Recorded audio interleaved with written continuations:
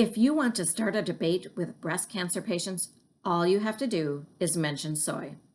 The consumption of soy for people looking to prevent breast cancer or the recurrence is a hot topic. I'm Catherine. Welcome to the Inspired Vitality Show, and today I am tackling this soy topic. I'm going to cover several things. I'm going to cover what is soy, edamame versus soybean, the properties of soy and how it relates to breast cancer, reliable sources and information about soy, nutritional information, and the spectrum of soy products. And last, I'm going to wrap it up with where I stand as a breast cancer patient.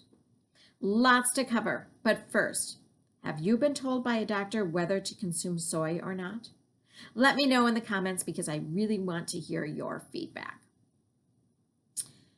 Let's jump in. You are probably familiar with edamame. These beans are green and firmer and bigger than peas and might be mistaken for a vegetable. Edamame beans may be sold while still encased in their pods, which are not really meant to be eaten. You can also buy shelled edamame without the pods. In the United States, most edamame is sold frozen. Generally, you can easily heat the beans by boiling or steaming or pan frying or microwaving them for a few minutes. Traditionally, they are prepared with a pinch of salt or added to soups, stews, salads, and noodle dishes, or simply eaten as a snack. An edamame is a soybean that is harvested when it's immature and still tender. While edamame beans are typically eaten as the freshly cooked like a vegetable, soybeans are left to mature and harden. Although from the same family, soybeans and edamame do have some differences in their nutrition. Soybeans, like I said, are the beans that are left to ripen and turn into hard, dry beans, which are typically yellow, light brown, tan, or beige. Mature soybeans cannot be eaten raw and must be cooked or fermented. Soybeans are mostly used for oil in many processed foods such as salad dressing, margarines, and baked goods. They are also used to make soy products such as tofu, soy flour, soy sauce, miso, soy milk, soy burgers. Whole soybeans can also be soaked and dry roasted for a soy nut snack or cooked for addition to soups, sauces, and stews. If you have purchased whole soybeans, cooked them, and used them in different recipes or eaten as a soy nut snack, I'd love to hear about it. So, edamame is the juvenile of the mature soybean. Stick with me and you'll understand why I wanted to take the time to differentiate the two.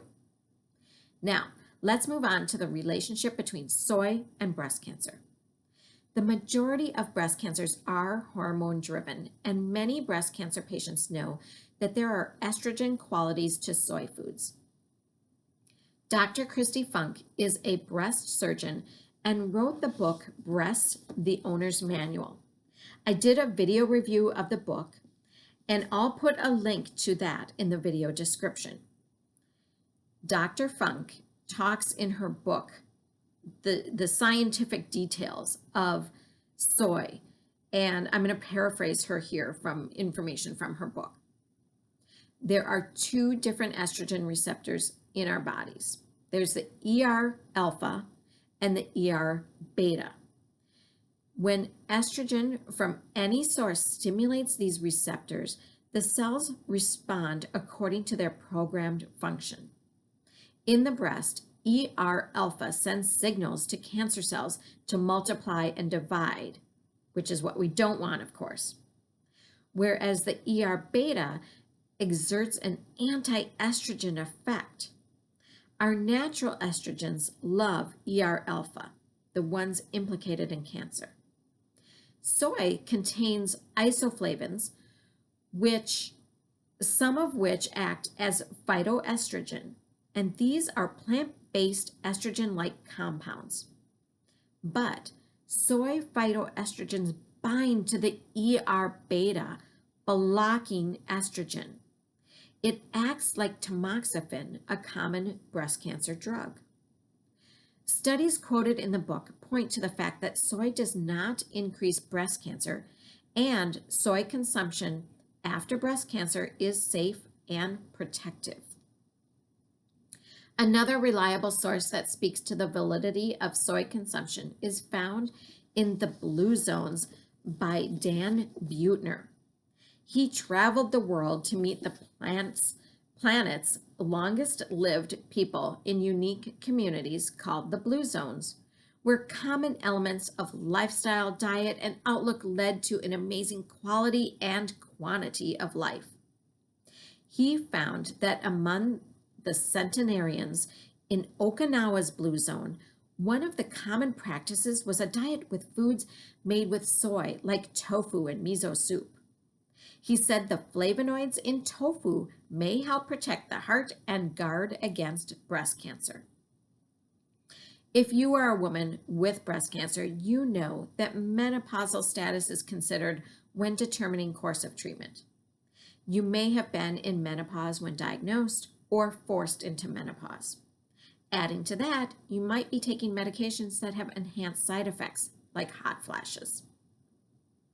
Dr. Neal Barnard of the Physicians Committee for Responsible Medicine did a recent study of the 3 things proven to help menopause.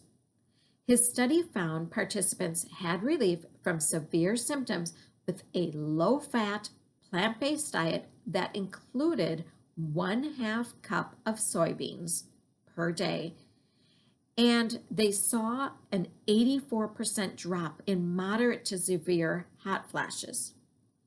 More than half of the participants said hot flashes disappeared altogether.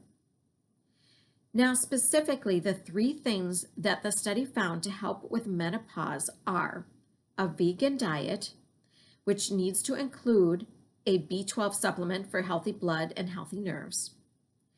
The second thing being keeping oils low, even healthy fats like nuts and seeds, and including soybeans, that 1/2 cup per day.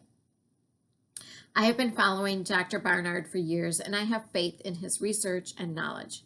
He did a 3-part video series with the Exam Room podcast about this particular study, and I'm going to link to that in the video description.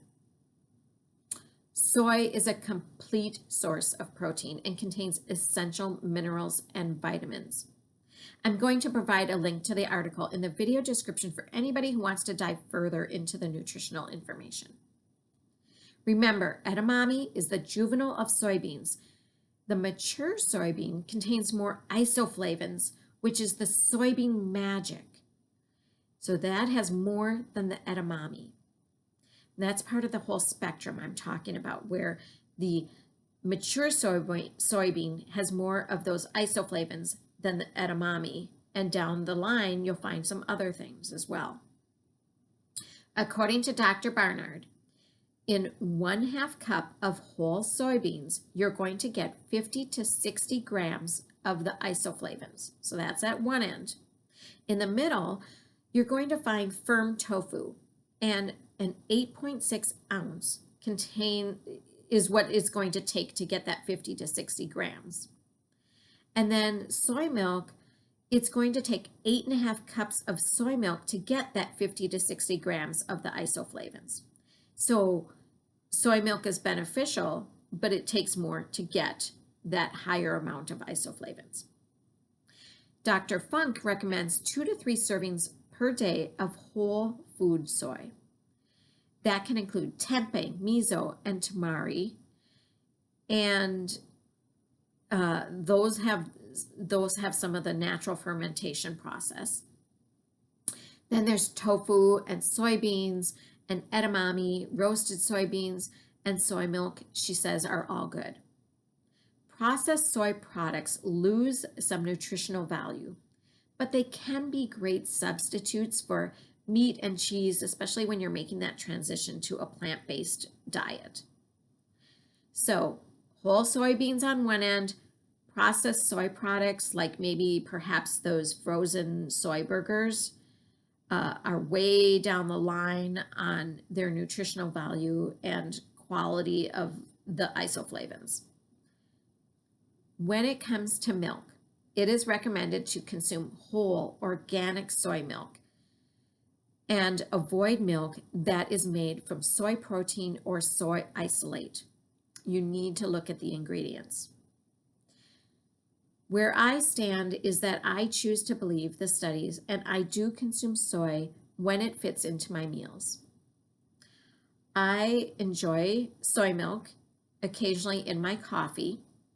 I also use it in smoothies, and I have found this particular soy milk to be the best. And there is no affiliation with this, but this is what I have found convenient to purchase and the best quality. The Trader Joe's organic soy beverage, unsweetened. I use this. It's great to use in smoothies. And the reason I love this is the ingredients are water and whole organic soybeans. That's it. Now, I respect each person's choice, and I felt it was important to bring you sources of information that I believe are reliable so that you can go forward and make the best decision for yourself. All right, so we covered what is soy, edamame versus soybean, the properties of soy and how it relates to breast cancer, reliable sources of information about soy. I'm going to put lots of links in the video description, nutrition information, and the spectrum of soy products, and where I stand. If you have found this valuable, please hit the subscribe button, and I'll see you soon.